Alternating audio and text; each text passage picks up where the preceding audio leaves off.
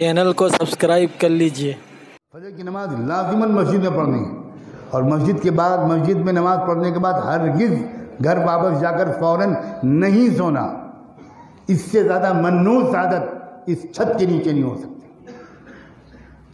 عجیب مصیبت ہے، مسلمان کہیں نوجوان جاگنگ کرتے ہوئے نظر نہیں آتے، کہیں دوڑتے ہوئے نظر نہیں آتے، کہیں سائیکلنگ کرتے ہوئے نظر نہیں آتے، کہیں ورزش کرتے ہوئے نظر نہیں آتے، اتنی لمبی لمبی جوانیاں لیتے ہوئے نظر آتے ہیں کہ اگر کینیڈا کا گینڈا بھی اگر اندر داخل ہو سکتا ہے۔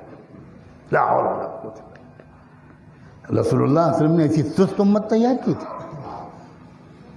فجر کی نماز کے بعد تھوڑی تلاوت کر لو، اس کے بعد دوڑو، سائیکلنگ کرو، ورزش کرو، فزیکل فٹنس پر زور دو۔